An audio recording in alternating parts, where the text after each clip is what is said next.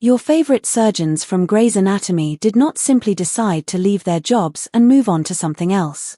Many of them were actually running away from emotional pain, stress, and personal battles that became too heavy to carry. Behind the scenes, the success of the show came with a cost that few people saw. One actor spent years in therapy just trying to gather the strength to quit. Another quietly entered rehab while struggling with an addiction that began as a way to cope with severe back pain. A young actress was diagnosed with a serious mental health condition as her body slowly broke down from constant pressure and exhaustion. Every dramatic exit from the show hid a real human being who finally decided that fame, money, and success were not worth losing their health or peace of mind. The story of Grey's Anatomy began back in 2004, when Shonda Rhimes sat down to create something different from anything television had seen before. She did not want to make another typical hospital drama filled with perfect people and predictable storylines. She was tired of shows where women felt fake, overly polished, and unrealistic. She wanted characters who felt honest, flawed, emotional, and real. Even though she was from Chicago, she chose Seattle as the setting for her show. Another famous medical drama, ER, was already based in Chicago, and she wanted Grey's Anatomy to have its own identity and atmosphere. But the location was not the most important part of her vision. What truly mattered to her were the people who would fill the hospital halls. Shonda Rhimes wanted women who felt like real human beings, not fantasy versions of strength or beauty. She was fascinated by surgery shows and loved the strange contrast of doctors talking about breakups, love, and heartbreak while literally holding someone's life in their hands. When she wrote the characters, she did not imagine specific races, genders, or appearances. Her only goal was to cast the best actor for each role. That decision led to a diverse and powerful cast that felt natural instead of forced. The show was called Grey's Anatomy, though at one point the network seriously considered changing the name to Complications. Luckily, that idea was dropped, and the original name stayed. ABC originally planned to air Grey's Anatomy in January 2005, on Monday nights at 10 p.m. But at the last moment, everything changed. The network pushed the premiere to March and moved it to Sunday nights, placing it directly after Desperate Housewives, which was the biggest show on television at the time. That time slot was incredibly valuable. People finished watching Desperate Housewives and simply kept their TVs on. Grey's Anatomy was only meant to run for 4 weeks as a test. But something surprising happened almost immediately. By the second episode, viewership jumped from just over 16 million to nearly 18 million viewers. The audience was not just curious, they were deeply invested. ABC quickly cancelled the 4-week test plan and decided to keep the show going. By May, the network knew they had something special. Grey's Anatomy was not going anywhere. Season 2 turned the show from a promising medical drama into a massive television phenomenon. Over 21 million people were watching every week. Then came the episode that aired after the Super Bowl, which changed everything. Nearly 38 million viewers tuned in. It became one of the biggest TV moments of the decade and confirmed that ABC had found its crown jewel. Viewers were completely hooked on Meredith Grey, Derek Shepherd, and Addison Montgomery. The drama inside the hospital felt intense and emotional, but the drama surrounding the show was just as powerful. Once people were drawn in, they never really left. Awards followed quickly. The show won Golden Globes, Emmys, NAACP Image Awards, and many others. Cast members like Sandra Oh, Katherine Heigl, Isaiah Washington, Chandra Wilson, and Jesse Williams all received recognition for their performances. Even the casting directors and writers were praised. Shonda Rhimes' writing was not just entertaining, it was emotional and meaningful. Critics loved the show, and audiences connected to it in a deep way. Grey's Anatomy became more than just a hit show. It became a cultural movement. Something interesting then started to happen. Words and phrases from the show slowly entered everyday language. Nicknames like McDreamy and McSteamy became part of popular culture. People talked about having their person, just like Cristina Yang called Meredith hers. Viewers who had never stepped inside a hospital suddenly knew words like scrubbing in, coding, and on-call rooms. Real-life emotional chaos was often described as a Grey's Anatomy situation. The show was no longer just something people watched. It became part of how people spoke and understood relationships, friendship, and loss. Then ABC made another bold move. They shifted Grey's Anatomy to Thursday nights at 9 p.m., a time slot that had long belonged to NBC. Many thought it was risky. But the show did not just survive in that slot, it completely dominated it for 18 straight years. Thursday nights at 9 meant one thing to millions of people: Grey's Anatomy. Parents watched it, then their children grew up watching it too. It became a weekly tradition passed down through generations. When the show finally changed time slots in 2024, it actually made headlines, which showed just how deeply it had rooted itself into television history. Grey's Anatomy did not stop thriving when traditional TV viewing changed. It found new life online through streaming platforms like Netflix and Hulu. People who were too young to watch it in 2005 suddenly found themselves binge-watching 20 seasons in a matter of weeks. In 2024, it became the most streamed drama of the year, with nearly 48 billion minutes watched. Families sat together, mothers re-watched episodes with their daughters, and the emotional experience repeated itself all over again, just on a different screen. However, not everything behind the scenes was positive. One of the most shocking controversies involved Isaiah Washington, who played Dr. Preston Burke. In October 2006, tensions boiled over during a late night of filming. Patrick Dempsey arrived late to set, and Isaiah became furious. Some people believed Patrick did it intentionally because Isaiah had been late before.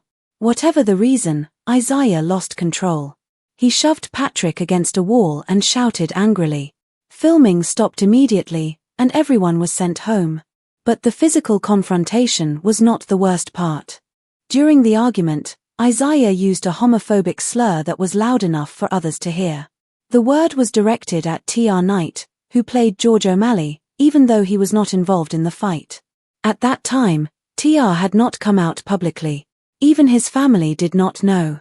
The incident forced him into an incredibly painful and public situation. T.R. later said it was the first time anyone had ever called him that word to his face.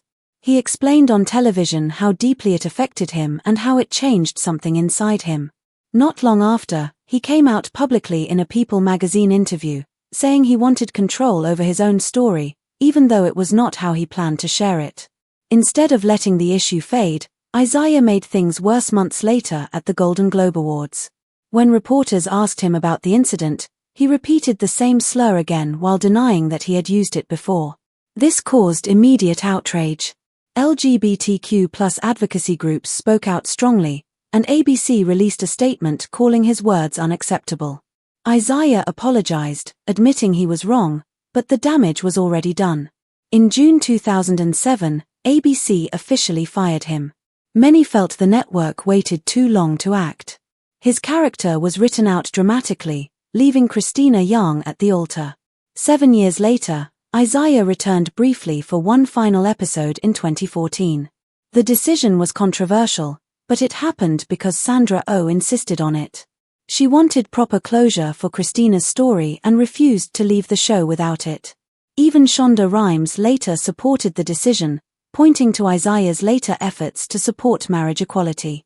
In 2025, Shonda spoke again about the scandal, saying the cast members who lived through that time were still affected and that people continued to talk about it years later. Katherine Heigl's story followed a different path but was just as impactful. In 2007, she was at the peak of her career after winning an Emmy for her role as Dr. Izzy Stevens. But in 2008, she shocked Hollywood by withdrawing her name from Emmy consideration.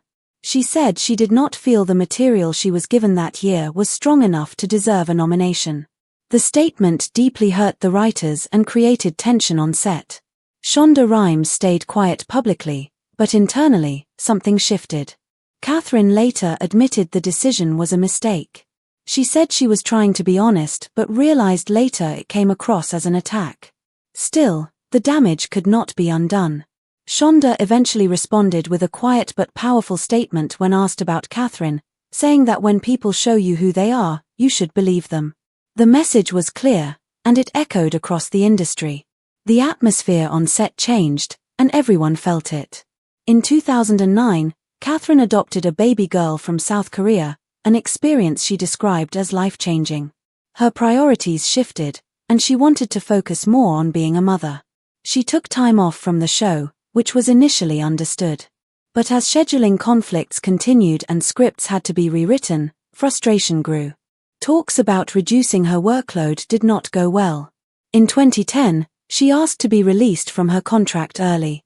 Officially, it was for her family, but behind the scenes, producers were simply exhausted by the ongoing tension.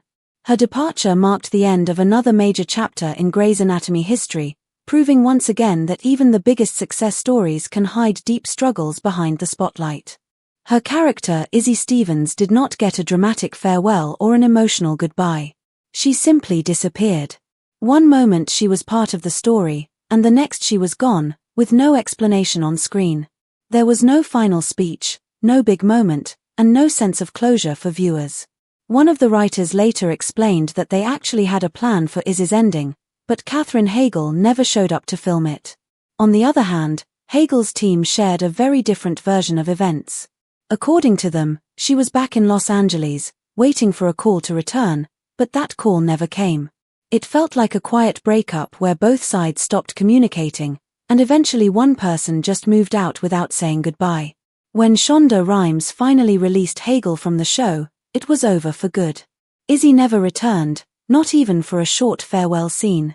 Fans were left confused for years. It was not until nearly a decade later that they finally received a small sense of closure. When Alex Karev left the show, it was revealed that he had gone to be with Izzy off-screen. That was the first and only confirmation that her story continued somewhere beyond what viewers saw. But the tension surrounding Heigl did not fade away. In 2014, Shonda Rhimes gave another interview while promoting her newer shows. When asked why things felt smoother on those sets, she answered honestly and without holding back. She said there were no Heigls involved and that she did not tolerate difficult or unpleasant people. Everyone understood exactly who she was referring to. From that moment on, Katherine Heigl's name became a warning in Hollywood. Producers began avoiding her. Stories spread that she was difficult to work with. Job offers slowly disappeared. She was not only gone from Grey's Anatomy, she was pushed out of the spotlight altogether. In a 2021 interview, Heigl finally spoke openly about how deeply those rumors affected her. She said the criticism crushed her spirit. She felt like the narrative about her spiraled out of control. One day she was seen as honest, then suddenly she was labeled difficult, and soon after that, ungrateful. It happened so fast that she barely had time to process it. Eventually, she turned to therapy to survive emotionally. She admitted she felt worthless and broken during that period of her life. Then, in 2022, something unexpected happened. Ellen Pompeo, the face of Grey's Anatomy and one of the most powerful voices connected to the show, spoke up. She said that Katherine Heigl had been right all along and that she was simply ahead of her time. That statement changed the conversation. Suddenly, people began to reconsider the story they had believed for years. Maybe Heigl was not the villain she had been painted to be. Maybe she just spoke too soon in an industry that was not ready to hear criticism from a woman at the height of her success. Maybe she was brave in a way that backfired. But by the time the truth started to shift, the damage to her career had already been done. Patrick Dempsey's exit from Grey's Anatomy was not just a shocking plot twist. It was the result of years of tension that built up behind the scenes. By 2015, things had reached a breaking point. According to executive producer James D. Parriott, Dempsey had become a serious issue on set. He claimed that Dempsey could stop production whenever he wanted and that his presence made people uncomfortable. ABC executives eventually had to step in and hold private meetings with him because the situation had become so serious. There were no sexual misconduct allegations, but the atmosphere on set was tense and heavy. By season 11, the relationship between Dempsey and Shonda Rhimes had completely fallen apart. Parriott said they could barely tolerate each other and were constantly clashing. Some crew members believed Dempsey was unhappy and felt isolated, especially as the female actors on the show gained more influence and power. Complaints about his behavior were regularly reported to Rhimes, and the pressure continued to grow. Then came the moment no one expected. Derek Shepherd, the heartthrob known as McDreamy, was killed off in a sudden car crash. Fans were stunned. But behind the scenes, it was clear that something had gone very wrong. The situation was not just professional anymore. It became deeply personal. Parriott later revealed that some cast members were emotionally traumatized by working with Dempsey. He said that people experienced long-term stress and anxiety because of the tension he created. While that may sound extreme, multiple sources supported those claims in Lynette Rice's book about the show. Ellen Pompeo's name came up often. On screen, she and Dempsey played the show's central love story. Off-screen, their relationship had become strained. A former producer shared that Pompeo grew frustrated because she was carrying a heavier workload while Dempsey complained frequently. The tension was made worse by past conflicts. Isaiah Washington, who had clashed with Dempsey years earlier, accused him of constantly showing up late and delaying production. By the time Derek Shepherd died in season 11, the atmosphere on set had reached its limit. When Dempsey left, cast and crew members did not just mourn the loss of a beloved character. Many of them felt relief. The most dramatic moment came behind closed doors. According to insiders, Shonda Rhimes gave ABC an ultimatum. 4 years, she had protected Dempsey's character because Derek Shepherd was the dream man she had built the show around. But once she personally witnessed his behavior, something changed. One producer said that was the moment Rhimes finally snapped. She reportedly told the network that if Dempsey stayed, she would leave. The choice was clear. Rhimes was the creative force behind Grey's Anatomy, and losing her would have been devastating. So ABC sided with her. Even though Dempsey was under contract for another season, his fate was sealed. His death scene was filmed in complete secrecy. When the episode aired in April 2015, millions of viewers were shocked and heartbroken. No one saw it coming. But behind the scenes, the decision had been building for years.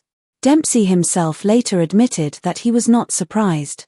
After 11 seasons, he was exhausted. He had been working almost 10 months a year, often for 15 hours a day. In a 2016 interview, he said the schedule made it impossible to live a normal family life. Sometimes his children would ask what he was doing the next day, and he simply did not know. He admitted he probably should have left the show earlier. Producers agreed that Dempsey was worn out, frustrated, and mentally done. He did not want to keep showing up every day, and that attitude affected the people around him. It especially created tension because Ellen Pompeo was carrying a much heavier workload and continuing to push through. In the end, it was not one single incident that led to his exit. It was everything combined. The arguments, the complaints, the power struggles, and the exhaustion all came together. On April 23, 2015, the episode titled How to Save a Life aired, and one of television's most beloved characters was gone. By then, there was nothing left to save behind the scenes. Sandra Oh's departure from Grey's Anatomy was very different. She did not storm out or clash with anyone. Her exit was quiet, thoughtful, and deeply emotional. In 2011, she began therapy, not because something went wrong, but because she knew that one day she would have to let go of Cristina Yang. She prepared herself slowly and carefully. For 2 full years, she worked through her feelings in therapy sessions, personal journals, and quiet moments alone. She understood that Cristina was not just a character she played. She was a part of her identity. For 10 seasons and more than 200 episodes, Sandra lived inside that role. Cristina shaped her career and her personal growth. By the end of season 9, Sandra sat down with Shonda Rhimes and calmly said she was ready. There was no drama, no anger, and no bitterness. It was simply time. Letting go was painful, but it was also necessary. Sandra Oh walked away not because she was burned out or unhappy, but because she knew it was the right moment to say goodbye to a character that had given her everything. The truth is that Sandra Oh's decision to leave Grey's Anatomy did not happen suddenly. It had been slowly forming in her mind for a long time. In March 2012, the contracts for the original 6 cast members were coming up for renewal. These included Ellen Pompeo, Patrick Dempsey, Justin Chambers, Chandra Wilson, James Pickens Jr., and Sandra Oh. ABC wanted all of them to sign new contracts for 2 more years. While most of the cast focused on negotiating salaries and schedules, Sandra started thinking in a very different way. Season 8 had just aired the heartbreaking plane crash storyline, and the show had already reached 175 episodes. Sandra was still earning around $350,000 per episode and was at the top of her career. But instead of focusing on money or fame, she found herself staying up late at night, drawing career plans on paper and quietly asking herself what she wanted to do next. She did not share these thoughts with the network or the fans. Only her therapist and a few close friends knew what was going on in her mind. By December of that year, she had made her decision. Season 10 would be her final season. Her exit was not rushed or messy. It was carefully planned over 14 months. Starting in July 2013, Sandra met with Shonda Rhimes every week. They agreed there would be no death, no mental breakdown, and no tragedy. This goodbye would be different from the painful exits before it. Sandra even helped write her own final scenes. Together, she and Shonda designed a farewell that matched Cristina Yang's ambition and intelligence. Cristina would leave to become the director of a groundbreaking heart institute in Zurich. Sandra took her preparation seriously. She studied real-life heart surgeons so her final storyline would feel believable and respectful. When the final episode aired on May 15, 2014, Cristina and Meredith danced it out one last time, just like they always had. Then Cristina was gone. By that point, Sandra had appeared in 216 episodes. Her character had survived 24 surgeries, 3 near-death experiences, a failed marriage, and countless emotional highs and lows. Sandra had won a Golden Globe and received 5 Emmy nominations. She felt she had given everything she could to the role. She later said she felt complete. When she looked at Cristina, she felt the character wanted to be let go too. It was not just Sandra saying goodbye. It was Cristina as well. Around the same time, other cast members were facing their own struggles. Dane, who played Mark Sloan, was fighting a very different battle. In 2011, while his wife was pregnant with their second child, he checked himself into rehab. What started as prescription painkillers for a back injury slowly turned into something much more serious. Eric had been sober earlier in his life, but the pressure of fame, long hours, and the downtime during the 2007 writers' strike made things worse. He later admitted that he spent more time under the influence than sober during that period. He eventually got clean and returned to work, but something had changed. By 2012, his time on the show was coming to an end. In a 2024 interview, Eric was honest about what happened. He said he did not really choose to leave, but was instead let go. He admitted he was not the same person the show originally hired. There was no big argument or public fight, just a quiet decision that he would not return. He also shared that being labeled McSteamy gave him anxiety. He never felt comfortable being seen as a heartthrob. Behind the scenes, he struggled with identity, addiction, and overwhelming pressure. After leaving Grey's Anatomy, his depression worsened, especially while filming another show. Money did not fix anything either. By season 8, Grey's Anatomy had become very expensive to produce. Eric was earning about $125,000 per episode and wanted to double that amount. At the same time, other actors like Chandra Wilson and Kevin McKidd were earning less. The network had to make a decision. They chose to keep Ellen Pompeo, Sandra Oh, and Patrick Dempsey. Dane was let go. Ironically, years later, he earned even more per episode on another major show than he ever did on Grey's Anatomy. Chyler Leigh, who played Lexi Gray, left for reasons that had nothing to do with money or fame. Her mental and physical health were falling apart. At the age of 29, she was diagnosed with bipolar disorder, though she later said the signs had been present since she was 12. She was also dealing with serious challenges at home. She had 3 children. One had seizures, and another was on the autism spectrum. At work, she was experiencing intense manic episodes. She barely slept or ate. Acting became her escape, and she relied on adrenaline to keep going. But it was not sustainable. With the support of her husband, Chyler made the difficult decision to leave the show. It was a mutual agreement. She needed time to heal and focus on her family. Her exit deeply affected the story. In May 2012, the season 8 finale aired, featuring the devastating plane crash. Meredith, Cristina, Derek, Arizona, Mark, and Lexi were on board. Originally, Lexi was supposed to die later at the hospital from her injuries. But Shonda Rhimes felt that was not powerful enough. She rewrote the storyline. Lexi died trapped under the wreckage of the plane. Mark held her hand and talked about the life they would never have together, marriage, children, and growing old. Lexi smiled and whispered that they were meant to be before she died. Mark survived the crash but was placed on life support for 30 days. He later died as well. The hospital was renamed Grace Sloan Memorial Hospital in honor of Lexi and Mark. Years later, in 2020, both characters returned briefly in a dream sequence while Meredith was in a coma. They appeared on a beach, giving fans one final chance to say goodbye. Justin Chambers' exit was one of the most confusing and shocking departures in the show's history. Alex Karev simply disappeared. His last scene aired on November 14, 2019, during the show's 350th episode, but no one knew it would be his final appearance. After that, the show offered vague explanations. First, Alex was said to be visiting his sick mother. Then there was silence. Alex had just become chief of a hospital, was supporting his wife Jo through serious mental health struggles, and was still Meredith's closest person. For 7 episodes, fans waited for answers. Behind the scenes, Justin Chambers was struggling deeply.